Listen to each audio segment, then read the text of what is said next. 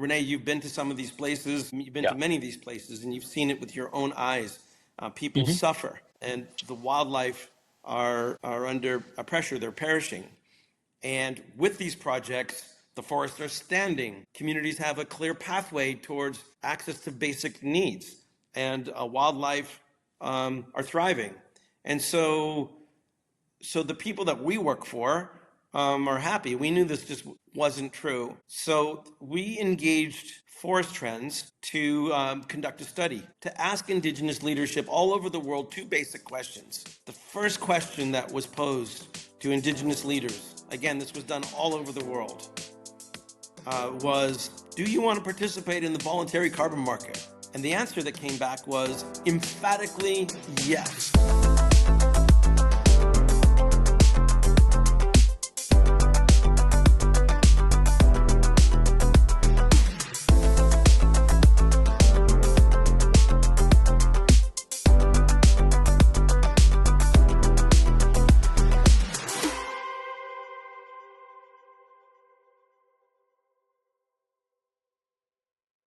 Welcome back to This Week in Carbon. I'm your host, Eddie Smith, here with my co-host, Renee Velasquez, and today we're joined by Gerald Prolman, Executive Chairman of Everland, and someone who sits right at the center of Red Plus Markets evolution.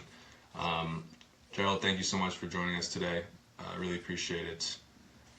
Thank you for inviting me. Yeah, of course. I think to start, it would be great for our audience to understand who you are and just to do a quick background on your career journey throughout the carbon markets. Okay, yeah. So I've been working in the field of sustainability for the past 46 years, building companies in the areas of sustainable agriculture, horticulture, and now about 20 some odd years ago, I joined a conservation business, Wildlife Works, to lead, this is before there was a Red Plus carbon credit, and my role there was to lead business development, strategic partnerships, and capital raising for the company. And Wildlife Works developed what became the first verified Red Plus project, a community-based Red Plus project for the world. And I'm the guy that sold the first credits. And so I had a small business development team, and I spent a decade of time running around the world, following Renee, who was always right in front of me. And you always say that, Gerald, and it's true. We did meet in some interesting places, for sure. It was very true. I think you were ahead of me most of the time.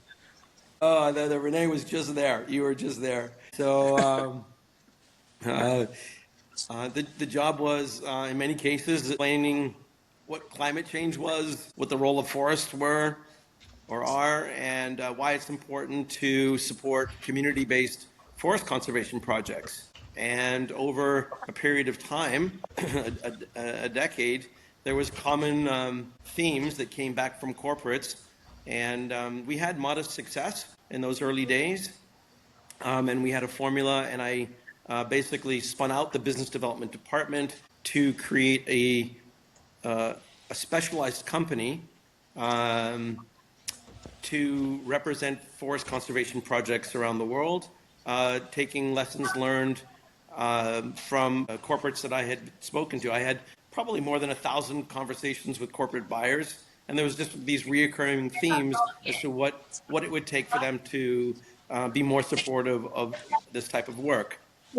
So Everland was born, and who we are is we are a conservation marketing company and representing one of the world's largest portfolios of community-centered forest conservation projects. And we work on behalf of those communities, connecting their projects with corporations that want to act on climate. And they want to do this in ways that deliver real social impact for the people that are protecting the forests. Yeah, amazing. Yeah, so a real carbon market OG that we've got on here. Yeah, so I want to talk about the Indigenous Amazon Outcome Bond that was announced at COP. So the Indigenous Amazon Outcome Bond represents, a significant moment in climate finance, right? It was launched alongside BNP Paribas, Equitable Earth, and other parties. And this initiative aims to channel institutional capital into Indigenous-led forest conservation at a significant scale, right? So to start, can you explain what Everland does? You already did, but how it fits into the Indigenous Amazon Outcome Bond initiative alongside Okay. parties?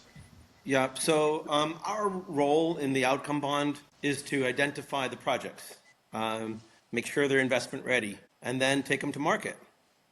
Specifically, we develop the pipeline of projects, we conduct deep due diligence before the projects are onboarded, and we support them through the early stages, getting them investment ready and market ready. I would say a key part of our role is pre-selling a portion of the future carbon credits. And those advanced commitments is what actually triggers the financing from BNP Paribas. We also manage the communications around the key milestones during the development phase so that capital is going to flow to the projects in a timely and a coordinated way.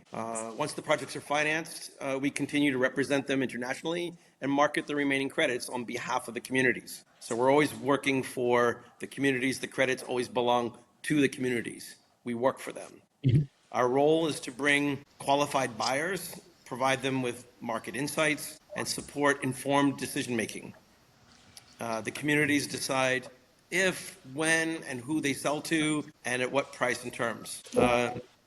You can think of Everland as the commercial and market-facing engine for community-centered forest conservation projects. A final and important part of what we do is track and report project impact.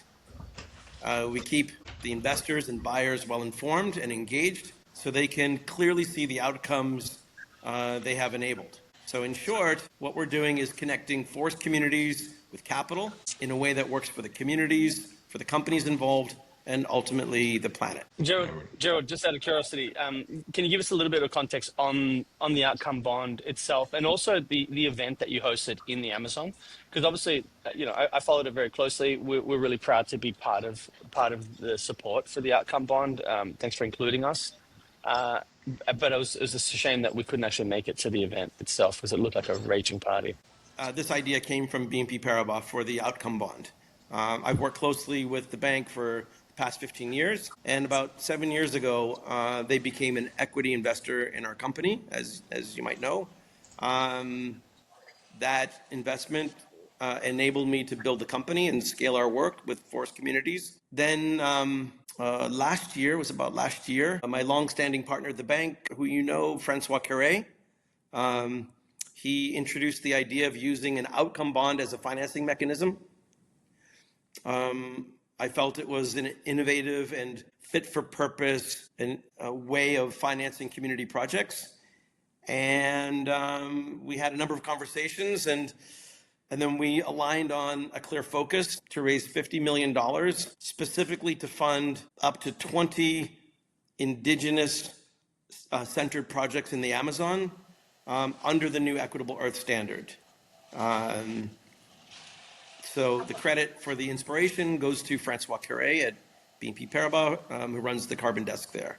But you guys did all the legwork in bringing together the various different parties to support the actual offtake side that underpins the actual bond itself. So there's a lot of credit going to you and your team. I know how hard you guys have worked behind the scenes to make this a reality, and I know for how long you've been working on this concept. Can you give us a little bit of insight on the process itself and the types of? Obviously, I know there's some sensitivity, but like obviously Valaterra's part of the support here in terms of the actual bond itself. Keen to understand sort of the mechanics of how you were able to coalesce this various different cohort together for this outcome. Sure. And Renee, I have to say thank you. You were of the first to step up and support what we were doing. That enabled us to have our big moment on the stage. And I'll explain in a bit like why that was important. But maybe I should just begin with how does the bond actually work?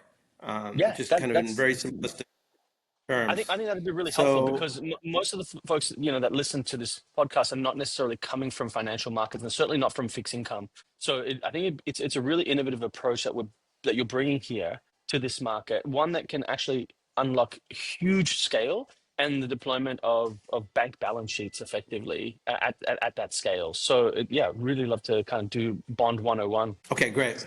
So the big idea is this. It's a creative way to make money available to develop community-centered forest conservation projects. These are projects that stop deforestation and deliver social benefits at the same time. So I'm going to start with the outcome in the outcome bond. The outcome is climate mitigation.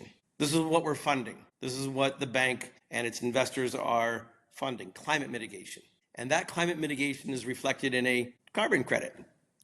And each carbon credit, as you know, represents 1 ton of CO2 avoided from going into the atmosphere. And this is achieved by stopping historical deforestation, just sort of setting the background for what's actually really behind this. What are we really trying to do here? And this is the work that's done by the community projects. And the funding from the outcome bond is the resources that are needed for communities to actually protect their territories. So that these credits can be generated so that we can have that outcome. So here's how it works. I'll try to take this like step by step. Okay, first of all, BNP Paribas is going to raise a large pool of capital. Approximately, it'll be somewhere between $350 million to $500 million. And they're going to raise this from institutional investors like pension funds and asset managers. And these investors, they want a financial return, but they also want to know that their capital is generating positive environmental and social impacts. And what the investors will be given in exchange for their money is they're going to be guaranteed to get their principal back. And then they're going to be guaranteed a modest base interest rate. So that's guaranteed. But on top of that guaranteed return of their principal and their interest, there's an additional potential return. So I'm highlighting the word potential. It's not guaranteed. And this is what they call a coupon. You can think of it as a bonus. This bonus is not guaranteed. It's only paid if the climate outcome, if the generation of a carbon credit is achieved. So from the pool of capital, the $500 million or so that the bank's going to get from investors, $50 million is set aside to finance the development of, as I said, up to 20 indigenous-centered forest conservation projects. They're all going to be in the Amazon, and they're all going to be under the Equitable Earth standard. But before the bank will actually release any of those $50 million, Everland is required to pre-sell a portion of the early credits from those projects and to sell them to credit-worthy buyers. Those early sales are designed to do 2 things. First, provide the performance-based return, what we said is the coupon for the investors. And second, cover the ongoing project operating costs during this coupon repayment period. So you don't want to just pay back the coupon and then leave the project hanging. There needs to be enough money.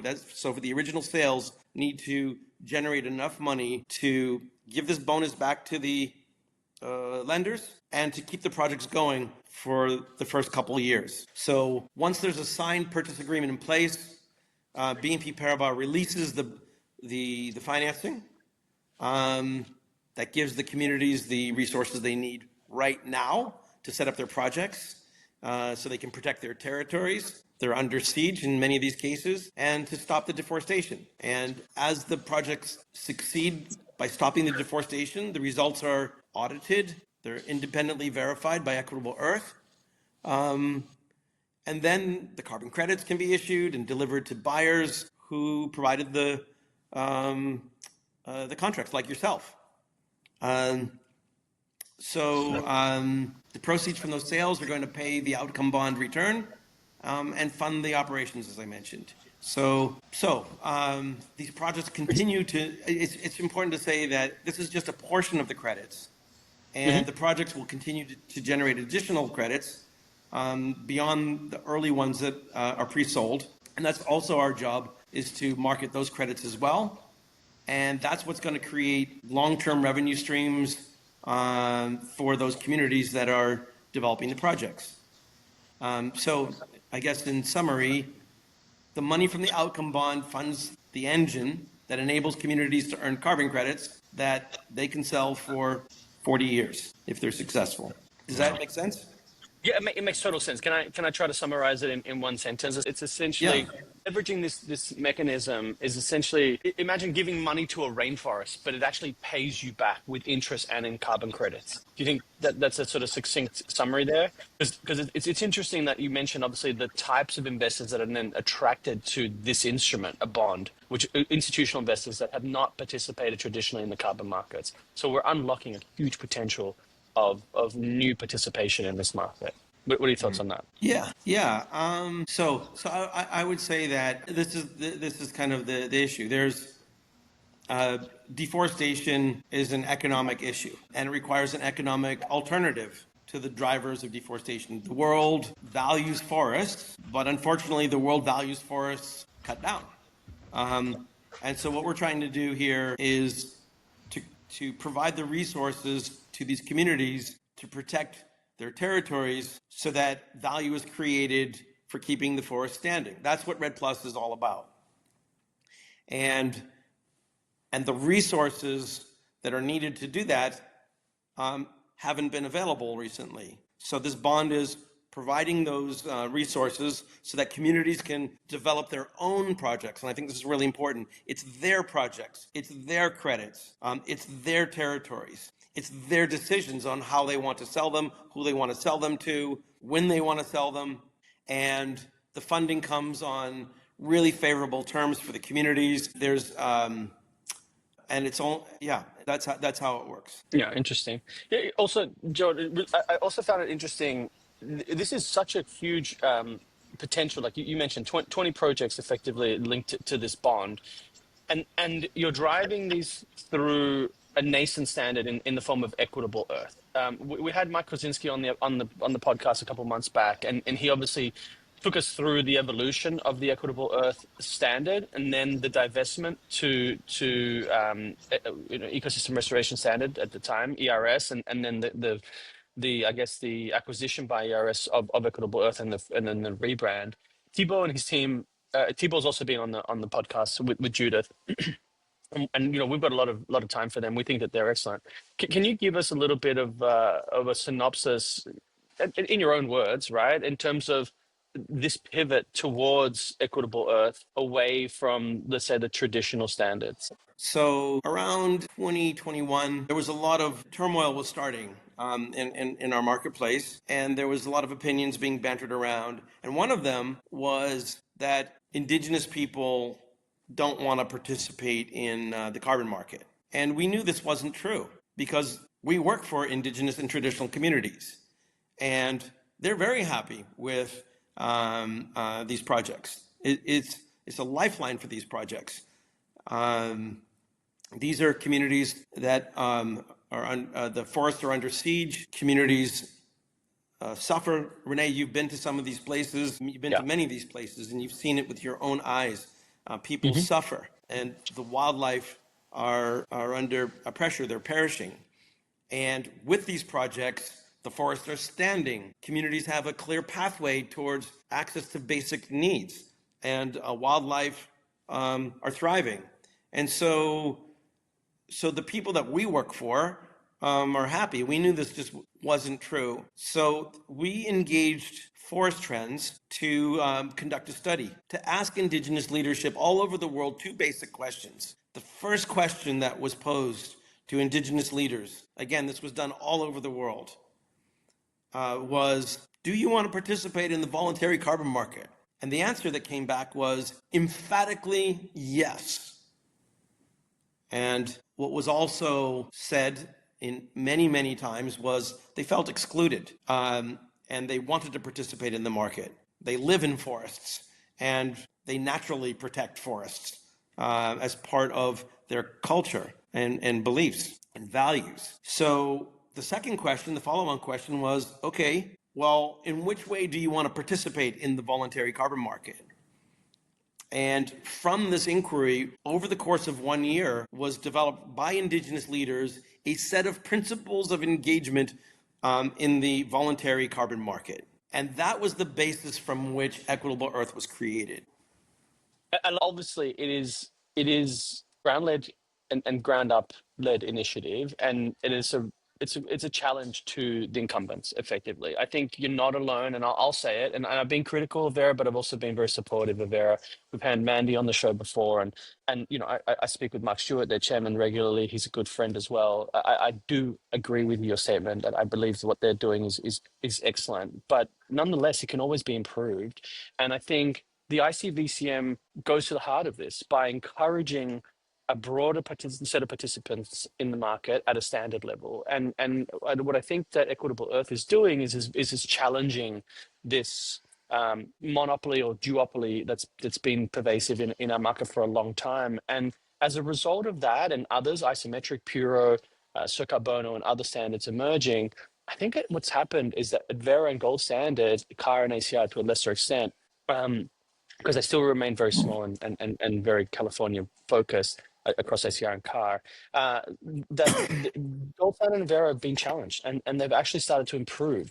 Those administrative bottlenecks are really a critical point in the market of concern. We're working with a number of project developers that are looking at this certification outcome risk, that they could do everything right and then essentially projects get stuck in the queue waiting for validation and then ultimately verification and issuance. And if you're structuring offtakes and if you're structuring a bond and you need to have outcomes to be delivered so that the buyers can actually pay, if that's out of your control and you don't get the certification outcome, the credits issued on time, you have a contract breach, and therefore the whole thing fails. And so this crisis of confidence is not one based on methodological kind of ideology. It's based on a pure business dynamics. You need to mitigate the risk of concentration. And so from that perspective, we like the thesis at ICVCM and a broader set of standards to emerge. So I don't want to put words in your mouth, but that's what I think the result of this challenge has actually created is a much more level playing field, and one where competition ultimately brings the best out of all the participants on the field. You're absolutely right. And so I'll just share a perspective with you about that. So Vera's VM 48, it was intended to be a major step forward for Red Plus. It was consolidating approaches, strengthening technical rigor, aligning projects more closely with national accounting systems. So all of this is good. The problem hasn't been the ambition. It's been the execution. Just as a kind of bit of history, Vera first signaled that a new red methodology was coming back. They did this in 2022. And what I'm going to say now, actually, I think will highlight the problem we're all facing. By early 2023, everybody heard about it again when they responded to criticisms in the media.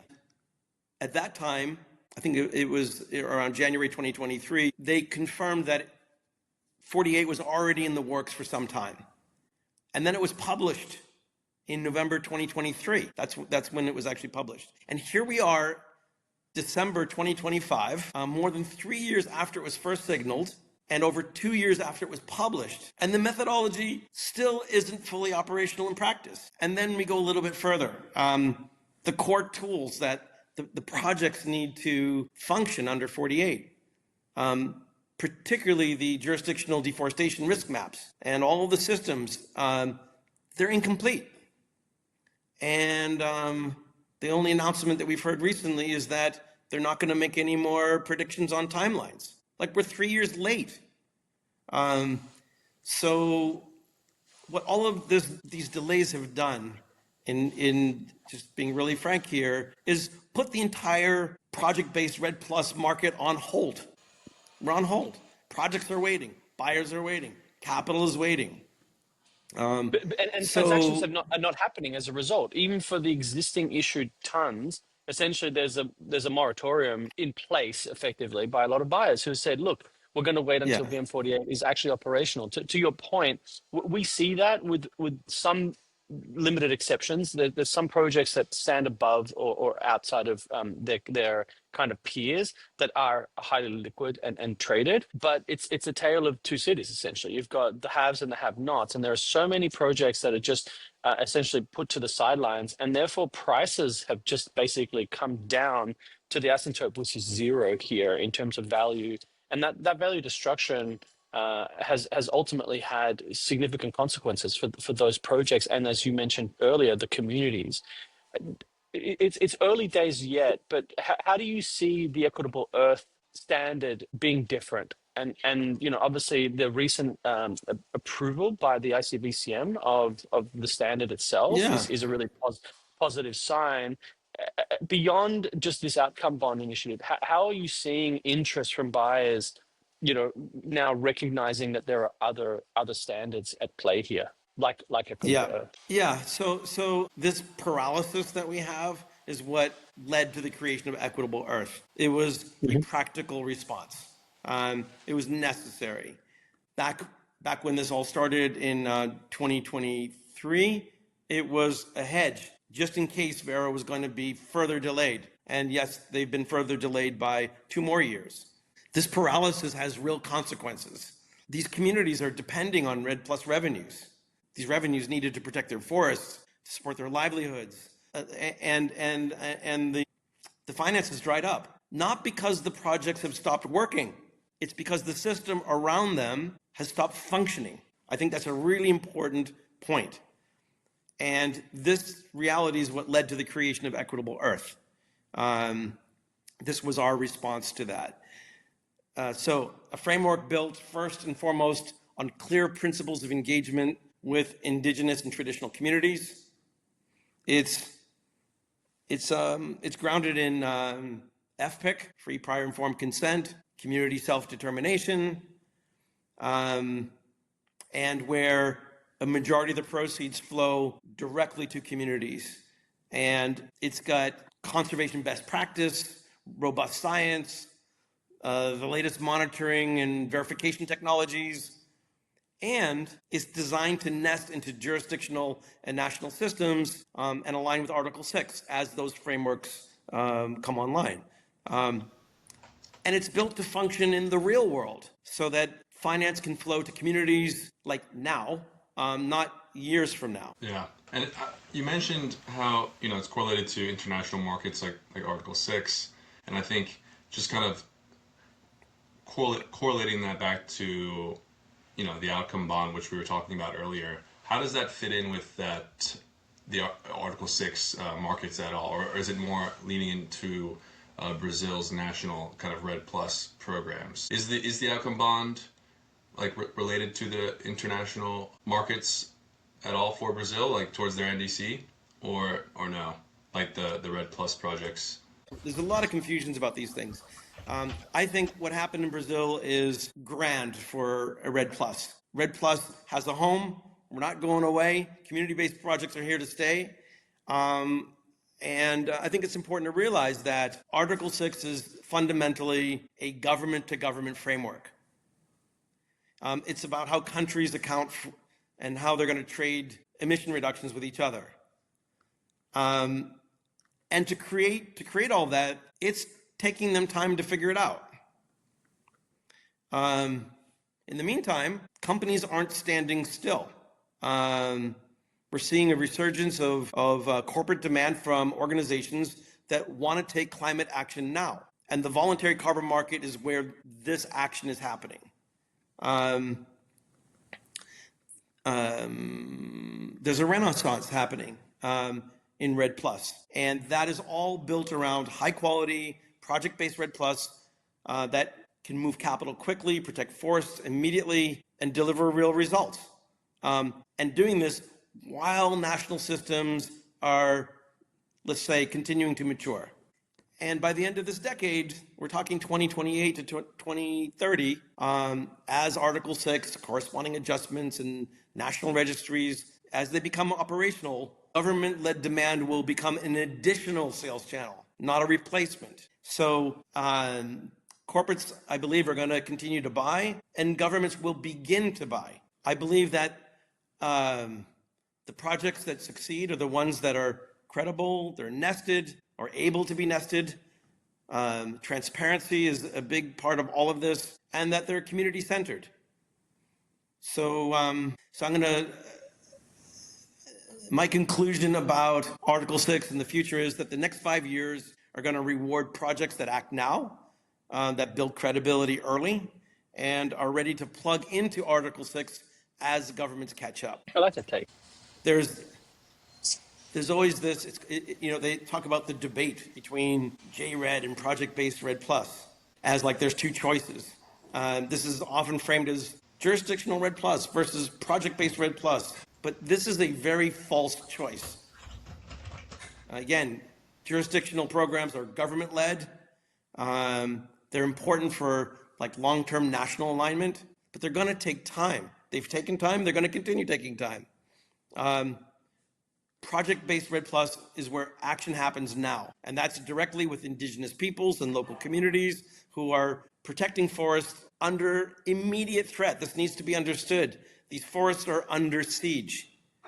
So nesting is a bridge. It bridges these two worlds of project-based RED Plus and government programs. It's the bridge. It's not like one or the other. Both are needed. When this is done in the right way, projects will feed into jurisdictional systems without sacrificing community agency or direct finance. So in the near term, companies will continue to act through the voluntary market because they can move faster than governments. And over time, Article 6, the national systems become an additional channel, not a replacement. The real risk isn't choosing the wrong framework. The real risk is waiting for perfect policy while forests are being lost. And, once they're gone, there's no system that can bring these forests back. I like that. That's very emphatic. Thank you. That's great. Yeah, thank you. Yeah, did you want to talk about the concert? Yeah, let's talk about the concert. That was interesting. Yeah. This was a very, very proud moment. And there's footage, it's 3 minutes, of Concita Sompre, an Indigenous leader, acknowledging Everland and our group of partners for standing with Indigenous communities. And I stood there in front of 50,000 people. It was broadcast all on every channel in Brazil and live streamed around the world. And this was a historic moment. It's the first time we're seeing finance at scale earmarked directly for Indigenous communities to protect their forests. And so Amazonia, what was that all about? We put a plan together 2 years ago, and Amazonia was a moment where everything came together. And this happened on November 1st in Belém. Excuse me. And we used that global stage to introduce what we believe is the next era of forest conservation. And that next era is direct investment in Indigenous-centered projects backed by rigorous standards and trusted financial structures. So it began with a video that I heard 2 years ago.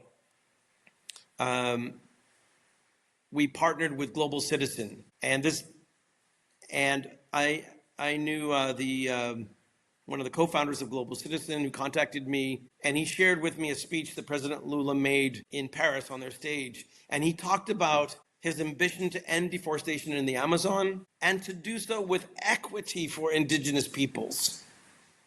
And what I took away from hearing that speech was, yes, this is the right approach. This is very aligned with the Forest Plan, which you might be familiar with, something we launched in Stockholm a few years ago. What we believe deeply is what President Lula said, that you need the support at government level, and you need the projects on the ground, and you need the money to go to the place where the problem is, or else you're not going to solve the problem. And many governments aren't equipped to actually address the problem. So you need both. And if you have both, the private sector will show up. And they did.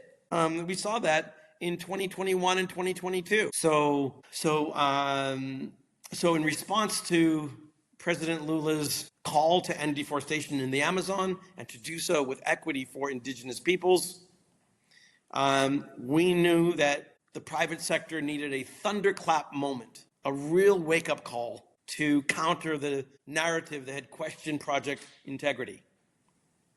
And a way to show that high-quality, community-led nature solutions are credible, they're effective, and they're ready to scale. So over a 2-year period, we partnered with Global Citizen. They helped us convene more than 150 companies, engaging them early as the Equitable Earth Standard was in development, and preparing the market for this next generation of forest protection. And then November 1st, Amazonia was the unveiling. And it's where we stood with indigenous leadership to announce the first $160 million in private sector purchase intentions for credits from these projects, alongside the $50 million from the outcome bond to finance these first 20 indigenous-centered forest conservation projects in the Amazon under the Equitable Earth Standard. So it began with something I imagined. I imagined a concert that would be timed around COP, the COP of forests, as a platform to make a big announcement. And why music? I felt that some messages need to be felt before people are ready to act. And music has this incredible way of connecting us to something larger than ourselves. And if we tapped into that shared sense of connection more often, I genuinely believe we wouldn't be destroying the forests and the natural systems that sustain us all. So that's one of the reasons we partner with Global Citizen. They're awesome concert producers, and they always produce these concerts with poverty alleviation as the theme. This global music moment was envisioned.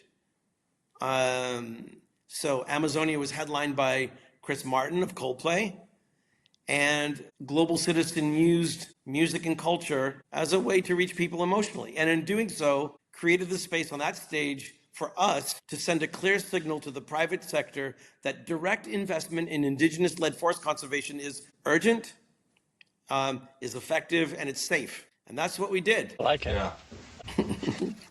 That's great. And I think now, would it be a good time to shift into maybe talking about, the demand side and like who's coming back, kind of, and why, after buyers stayed on the sidelines in 2022 and are quietly kind of re-entering the Red Plus market. The question is like, what's bringing buyers back, right? Is it improved methodologies? Is it, compliance market access? Or is it simply like the realization that stopping deforestation is essential for credible net zero strategies? I think that'd be great to touch on. Why don't we talk about it from a market perspective in terms of what you and your team are seeing? Because obviously you've got an amazing team, right? And you know that we've got a lot of affinity for all of the members in that team. You've got two amazing Joshes and an amazing Pamela, who I absolutely adore. And but they're so plugged in terms of conversations with major corporates, and have managed relationships with them through thick and thin. How are you seeing the corporates engaging, continuously engaging through good times and bad times? And then, what are the sort of things that new entrants are looking at in this market? I'd love to hear that. I mentioned from our perspective, what we see on the secondary market trading piece is different to what you guys see on the primary side. But we see pockets of red still being liquidly traded. But we see, conversely, other pockets of red that are essentially untouched. And we see a huge discrepancy in terms of bid-offer spread on highly liquid projects that are well rated. There's activity on the bid side. And conversely, on projects that are not yet rated or are not very well known, essentially no bids. And so the offer side just continues to languish and keeps coming down. Yeah.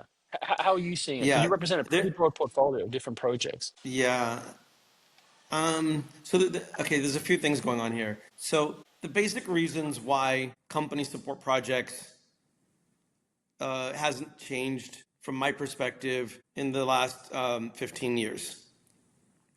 And I'll come to that in a second. What I want to say is the transactions that are being done today are not on the radar. There's major transactions that have happened and continue to happen, and they're not in public view. These are companies that are preparing for 2030 to 2050. And I can tell you what's different. What's different is we're not seeing a spot market. What we are seeing is companies that have made commitments are sticking with them, but the due diligence requirements are extraordinary. Reputational risk is top of mind, and they're making purchase decisions extremely carefully. And they're taking their time, looking under every rock, making sure that they're making the right decisions. And the due diligence timing is there's a long sales cycle, but the size of the contracts are substantial. They're between $50 to $100 million. But it might take a year or 14 months of incredible diligence. We're talking about site visits. We're talking about understanding the government policies and conversations with them. We're talking about assessing safeguards for human rights issues. We're talking about land demarcation and numerous site visits over and over and over again until everyone is beyond satisfied that these are good projects and they're gonna last over time and do what they're supposed to do. And so those are the kind of deals that are being done, and they're there. There's a market that's off. But they're not being communicated. Like there's this bifurcation essentially between primary markets and secondary markets. And primary markets actually benefit when there is a broad and liquid secondary market. Right now, like you absolutely have correctly addressed this, that's lacking, subject to certain little pockets of liquidity. But the confidence in secondary markets actually is begat from a confidence in the primary markets. When do you think you'll start to see a distribution of those price signals for those really lengthy negotiations that are bilateral, that require a lot of due diligence, actually be distributed into a broader market? Because I think that would have a lot of resonance in the market and bring in other actors that can support the liquidity that's necessary for project developers to actually survive and get revenues regularly, as opposed to waiting a 2-year period to see a DD event come through or to fruition. I think the pivotal moment will be when Equitable Earth starts issuing credits, and then we're going to see things shift in a significant way, because there's a surge in demand, but as you know, the media wasn't kind to community-based projects, and there was an attempt to shame in the media, and so companies aren't comfortable promoting their good work at this moment in time. They're just but these companies have extremely robust nature-based solutions departments. We're talking about 10 to 30 employees or more in some cases that are doing the incredible work, making sure these are good projects and equitable projects, and they've just stood strong to stand by their convictions. And there'll come a moment when the market opens up and people will talk about it more. I'm going to go back to just what was true 12, 15 years ago when this was all getting started. Those basic principles haven't changed. I mentioned in the beginning that I held more than 1,000 conversations with corporate buyers. And the reason that any buyer ever bought a carbon credit from a project that I work for wasn't specifically because it was a carbon credit. It was because of the social impact. There's a lot of choices. I mean, all carbon credits are equal in terms of a ton of CO2 avoided from going into the atmosphere or removed. We're talking about a ton of carbon. But what's different about these kind of projects is they're community-based projects, and there's unprecedented impact that's happening.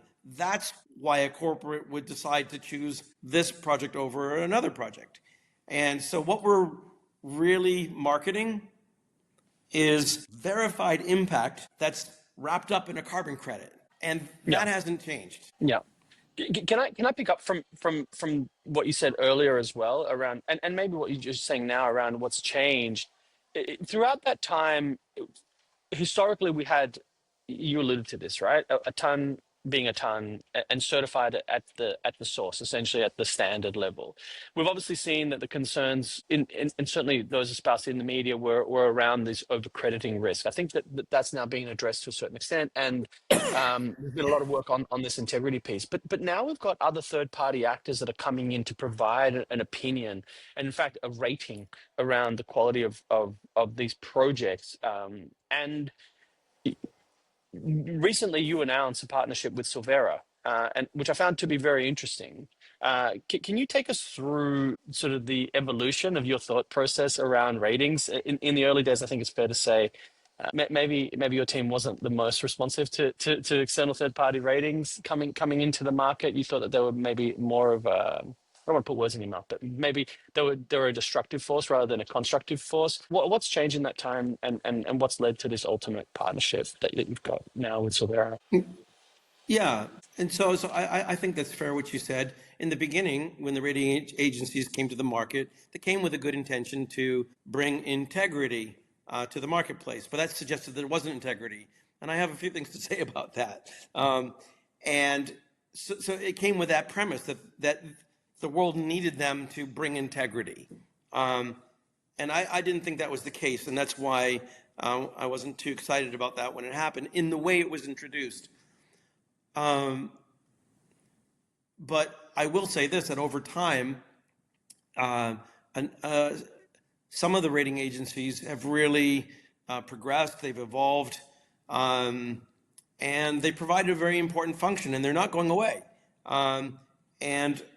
And what the number one reason why a company will or will not support a project is reputational risk. So if adding yet another layer of a type of verification is going to help, then we think this is a good thing. For us, our job is to make sure the money flows to these projects. So if that's what it's going to take to get this money, to give the comfort to companies to invest in these projects, then we're all for it. We're all for anything that's going to help these companies support these communities. And I think the market's evolved. And I would like to address the integrity issue that has come up. And I think, not to kind of rehash the past, but what happened in 2022, wasn't about the science, and it wasn't about the projects themselves. And again, I'm referring to specifically what was underlying Vera. The standard of methodologies, they were fundamentally sound. I just want to say that. The vast majority of projects did exactly what they said they would do. They protected forests. They reduced emissions. They delivered real benefits for communities and biodiversity. There were a very small number of exceptions, but they were just that. Yeah, so what struggled was the system that was around the projects.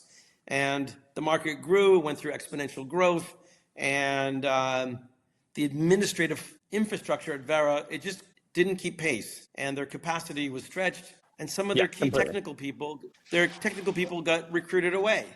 Yeah, they saw a lot of attrition there. I mean, and that was just the height of the market, right? Anybody with carbon in their experience or the resume got poached away, and that brain drain really hurt Vera in a lot of ways strategically. It was a difficult time. There was essentially a time where it got so egregious that when I was at the exchange, I had a conversation with a lot of my peers on the trading desk, clients, large oil and gas, but also large trading companies. And I just said, hey, fellas, you got to stop poisoning the well here. You're taking away all the talent, and it's going to have secondary effects with regards to slowing down the actual flow of the actual processing of these projects. So please, let's just have a gentleman's and ladies agreement to stop to plundering Stop poaching. the resources. Stop Yeah, stop poaching. poaching the various stuff. Yeah, I think that and fell that on deaf happened. ears. It Yeah, did that happen. So, happened. like And criticism at the yep, standard can't be yep, levied, institutionally without recognizing that. I think that was a really difficult time for that administration under David and then Judith yeah. at Vera, where it was just really difficult to retain that talent. They couldn't compete with private industry. Offering greater pay packets to a lot of the really experienced people, and a lot of the projects kind of internally in terms of technology processes and projects got delayed. Certainly, the project hub was further delayed. I'm really glad to see that Yep. Joe and the new team are at Vera really making significant progress on that side. And we've had Yes. them on, and they Yes. talked about it. So to their point, I think Vera's back and strong and really redefining the architecture that will allow for greater throughput and greater efficiency to be delivered. Hmm. But back to what we We discussed hope earlier, so. we Yeah. certainly hope And so. But to your point earlier, right? Like at the genesis of Equitable Earth, it was a hedge against that concentration risk, and I think that the market really recognizes that competition is healthy and that needs to be encouraged.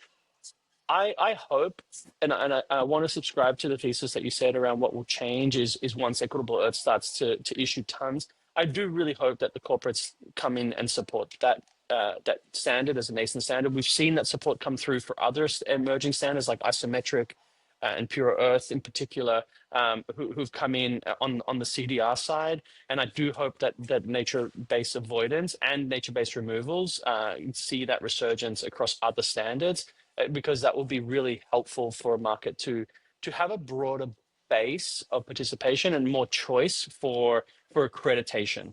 Right now, we've got this concentration on the removals, nature-based removal side with VM47, yeah, which is a great methodology. yeah, A lot of corporates really have an affinity for that. And what I'd encourage any corporate listeners is that as you're looking to transact in this space, have a broader mindset. The Symbiosis Coalition really advocates as well, where they include ERS, now Equitable Earth, and Sir Carbono methodologies as part of what they will consider. yep, And I hope to see that translated across a broader subset of buyers. We're seeing some early signs. There's some early corporate participants yes, coming out of Europe that are starting to recognize broader participation and methodological sort of methodologies out there to enable that. And I do hope that actually translates to the, as you mentioned, primary transactions, and then ultimately begats the secondary volumes once you yes. have a surplus that's And tradable. yeah, I have some thoughts about that, but I wanted Hmm. just to continue with kind of like, in order to be able to go forward, you need to know where you were and what you were standing on, and so we were just talking about what happened at Vera, and while there was that brain drain that we talked about, and the administrative challenges that they were going through with this massive growth that happened, there was something else happening. At the very same time, there was a competing vision for Red Plus, and it was gaining momentum. And there was a well-funded public narrative that emerged that questioned the integrity of project-based approaches altogether. And whether intentionally or not, those dynamics reinforced each other.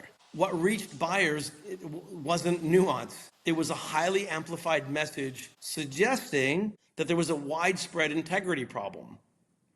And I want to go on record to say that narrative was deeply unfair to the people in this sector. This is a community of indigenous and traditional communities, conservation practitioners, scientists, NGOs, financiers, corporate sustainability leaders, companies. And when I say companies, doing this on a voluntary basis. No one's making them do this. And everyone's working towards the same goal. So our sector, we're all working towards the same goal, stopping deforestation for the good of the world. And what's uniting everybody is a common cause. And this common cause is grounded in purpose and integrity. There's a shared commitment to protecting forests and wildlife, alleviating poverty, and acting in the long-term interest of the planet. So even though fewer than 1% of projects had material issues, confidence collapsed, and the capital stopped flowing to communities who, for the very first time, had a viable pathway to protect their forests and meet their basic needs. And what I'm going to say now on it might be a little controversial, but this sensational media coverage amplified the uncertainty that was there, or that was being promoted. And many people are going to remember the widely cited article in The Guardian that stated 90% of REDD Plus projects were worthless. I don't know if we all remember that. And it's important to note that that headline ignored the broader body of scientific evidence that consistently confirmed the credibility of well-designed, independently verified REDD Plus projects. And what ultimately tipped the market wasn't the criticism alone. It was the uncertainty it created. And that uncertainty was further intensified when Vera signaled the development of a new methodology that was intended to address the concerns without a clear and immediate affirmation of the credibility of the existing credits that had already been issued after rigorous and repeated audits. The combination of all of this, it just unsettled the buyers. And many feared that they were holding stranded assets, and large volumes of credits were, as you know, rapidly sold off. The real victims of that collapse were the communities and the forests themselves. One of the few climate solutions that was working and ready to scale was then starved of finance cutting off this sustained conservation funding and this critical pathway that communities have to access basic needs. So our response was very straightforward. Rebuild trust, strengthen standards, increase transparency, and restore confidence in the mechanism that we know works. Because the science is clear and the stakes couldn't be any higher. Yeah, very well said. Yeah, and then you talked about like tech and what they're doing and all that. So I think this is wonderful, and I'm a big believer in supporting all people of goodwill. And so there's what has been, and what I think is really shifting is there's been, our way is the best way. There's been a lot of that and a lot of infighting in our own sector. I see that changing. People are tired of fighting, and we have a serious problem. We need to fix it, and it needs a lot of solutions, and we all got to work together. So for a period of time, and in many cases still today, tech companies, they focus heavily on removals. That focus is now just starting to shift a bit. And it's becoming clear that you can't plant your way out of climate change while you're burning forests. Stopping deforestation has to become the first priority is to reduce emissions. And the next thing you want to do is stop burning these trees. And then, yes, you should plant trees as well. Like, all these things are really important. What we're seeing now is, and this was included in the conversations that happened at COP, is really a more practical, grounded approach. Companies are still pursuing removals, but they're also coming back to high quality REDD Plus, especially indigenous and community-led forest conservation, because it delivers immediate and measurable impact. And while removals will do this and they'll scale over time, REDD Plus actually is doing it right now. So I also think we're starting to see more holistic thinking. And the future, which is now, isn't about choosing between avoidance or removals. It's about managing entire landscapes. This means stopping deforestation first, restoring degraded forests where it's possible, and protecting biodiversity all at the same time. We need to do all of these things. And what's really exciting is that indigenous people and local traditional communities, they're already managing forests in this way. This is their way. It's not an isolated carbon project in terms of thinking. And so that's why I believe that serious buyers are increasingly drawn to indigenous-centered REDD Plus models. That's what I have to say about that. Great. And I think now, like closing the episode out, I would love to get like your forward-looking viewpoints. And I think we covered a lot of different areas about the Red Plus market, looking back on the history and talking about the mechanisms that are being put in place now, like the outcome bond. But, the consensus emerging from COP30 is very optimistic. It's that Red Plus is poised for a renaissance, right? And looking ahead, as we approach 2026 and beyond, what do you think the Red Plus renaissance actually looks like? If someone were to be listening to the episode 3 years from now, what will they say, like looking back? I guess it's kind of a fragmented question, but crystal ball, Gerald. Yeah, crystal ball. Tell us what you see. Okay, success by 2028 to 2028 to 2030. It's not going to be determined by policy alone. It'll be determined by whether we protect forests now, build trust in the market, and ensure that Indigenous peoples and traditional communities are at the center of the solution. I was really encouraged by a particular meeting I attended at COP. I was invited to a roundtable by the Indonesian government, and 2 ministers and another high-level government official relayed the presidential decree on carbon markets in Indonesia. It was one of the most encouraging moments I've had since I've been in the carbon market. Indonesia just got it right. They recognize there's a problem, they recognize there's a solution, and there's many roads that lead to that solution. They figured out how to account for all the different initiatives, and Red Plus is written into the decree. Red Plus community-based projects, Indigenous projects, is written into the decree. This means we're here to stay, we're not leaving, and you're going to see other countries replicate what Indonesia has just done, because I believe it's the right model. So I'm very encouraged. Great. Gerald, with that said, I think that's a great way to wrap up the episode. This has been an incredibly valuable conversation, and hearing your insights was fantastic. So, we'll be watching closely as the market evolves. So, thanks to our audience for tuning in, and we'll catch you next week on This Week in Carbon. Thank you.